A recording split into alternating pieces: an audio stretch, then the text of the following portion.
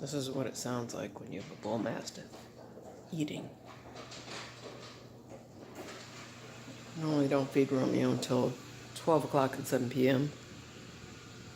I'm not one of those people that believes in, yeah, I'm talking about you. I'm talking about you. I'm talking about you, right? You.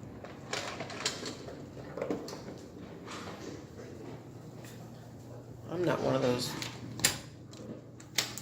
Get outside. I'm not one of those pet people that's like, oh, you can only feed your dog once a day. I'm pretty sure we eat more than once a day. They probably get hungry more than once a day too. So I do feed him at 12 and 7.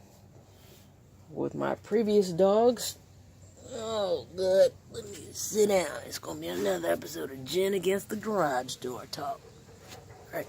My previous dogs, I fed them free feeding, basically. They have the food in the bowl. What is going on with it? God bless America. I like the shortcut, but it's got some issues.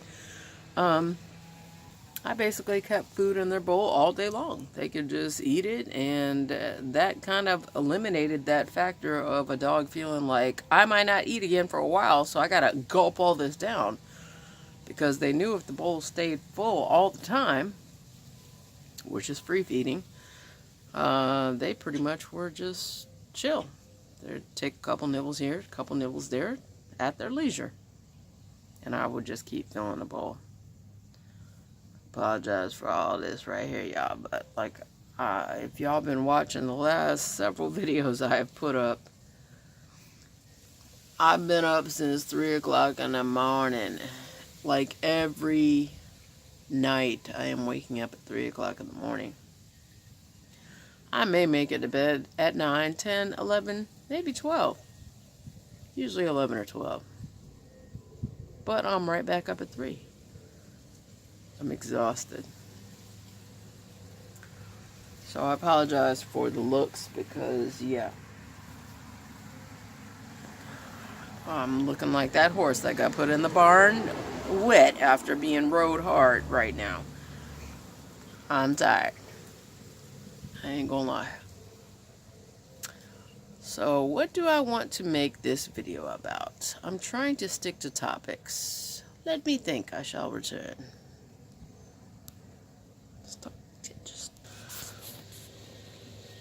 I don't even know, y'all, because I already told you about what it's like to use a donor and my children's birth experiences as well as my surrogacy.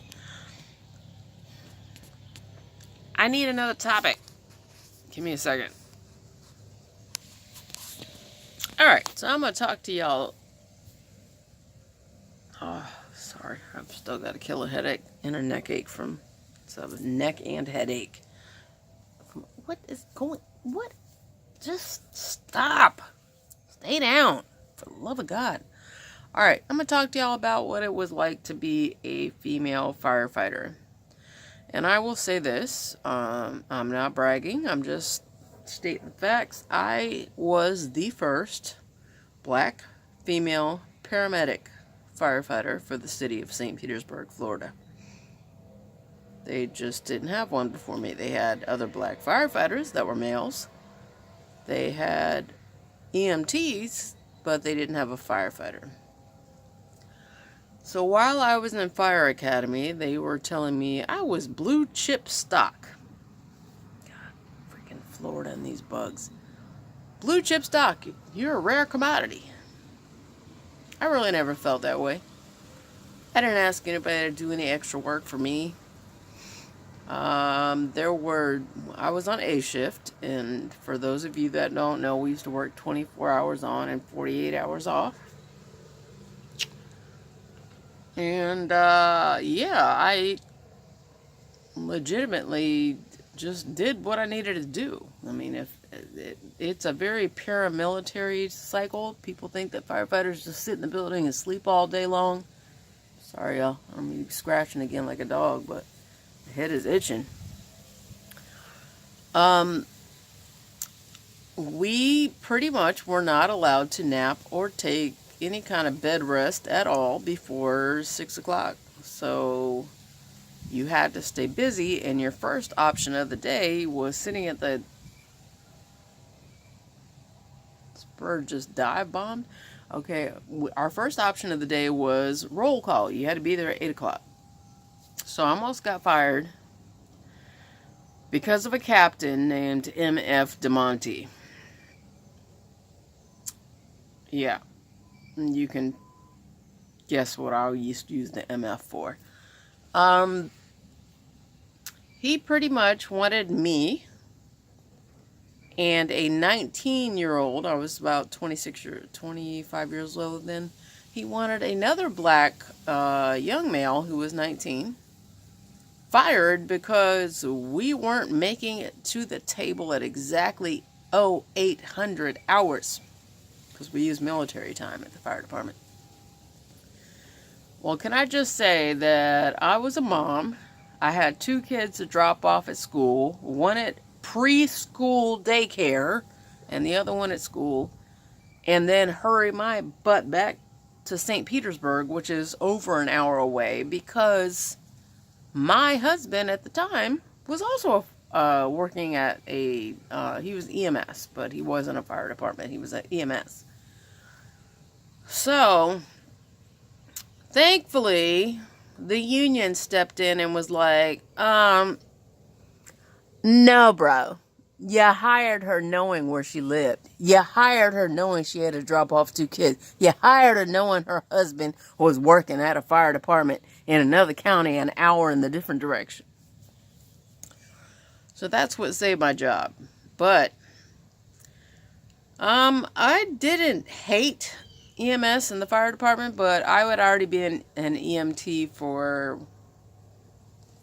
about 3-4 years before that. And I worked with St. Pete for about 6 years. Here's the thing, y'all. Medical people get burnt out.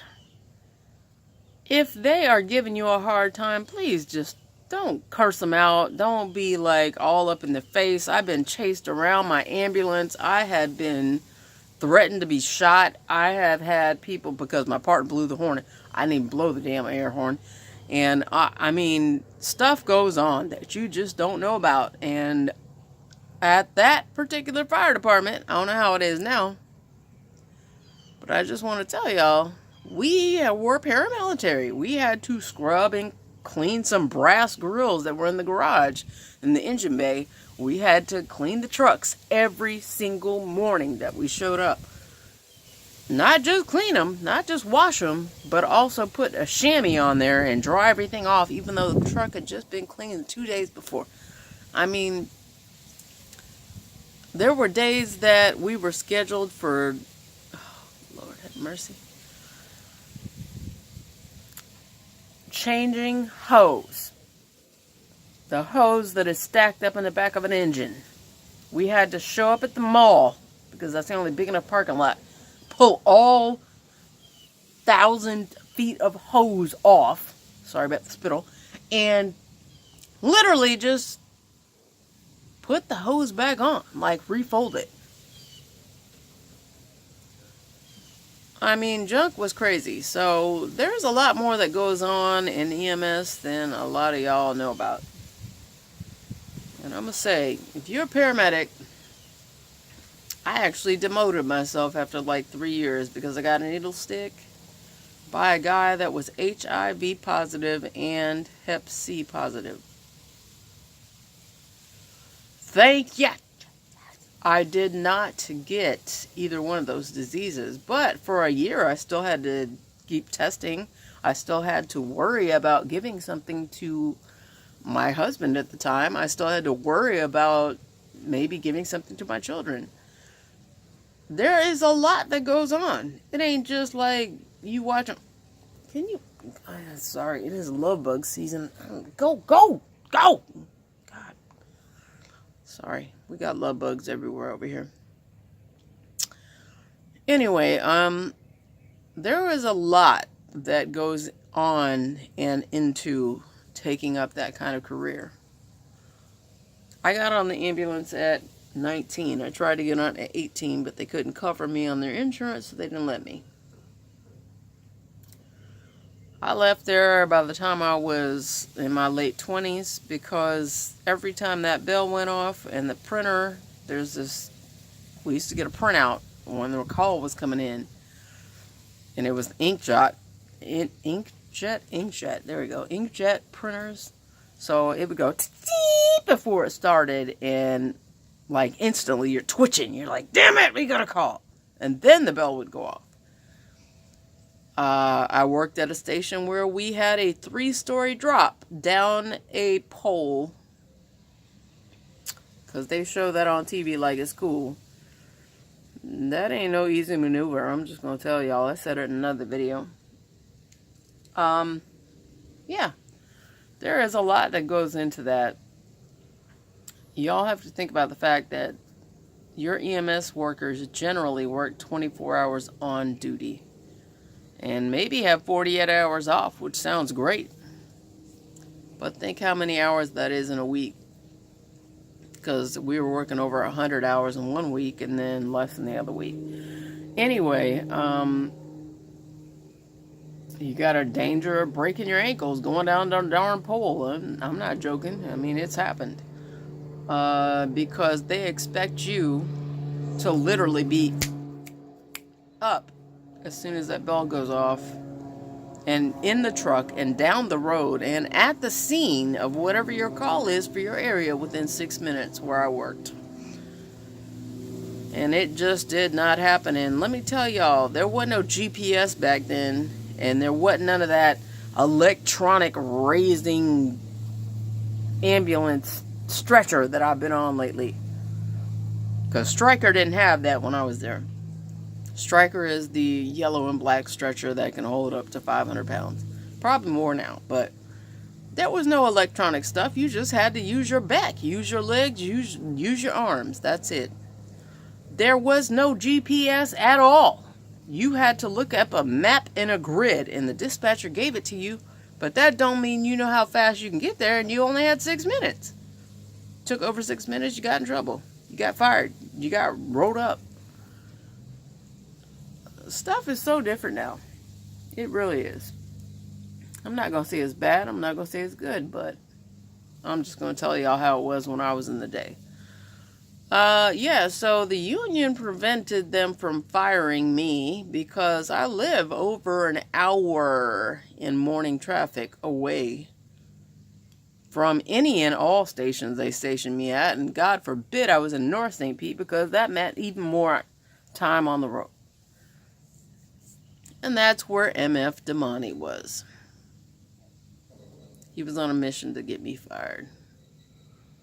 And another little youngin' called Chris.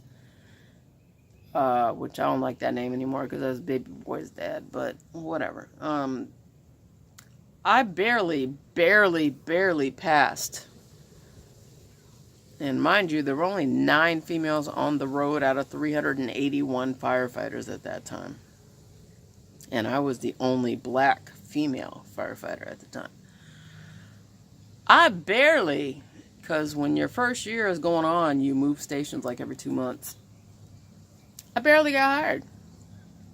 Because I'm not going to lie, I was 135 pounds at the time, all muscle, just come from, working as EMT all these years.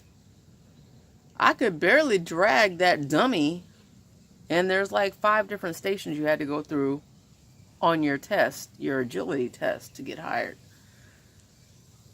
I crawled. I fell like 5 times trying to drag that 200-pound dummy when I'm 140 pounds, 135. I fell so many times it wasn't even funny, and people were like, get up, get up. They were like yelling at me, cursing at me, and I was like, okay, I got it. I was struggling. It was hard. It was very hard. I got to the finish line. I literally just yanked that dummy one last time, and I was like, I'm done.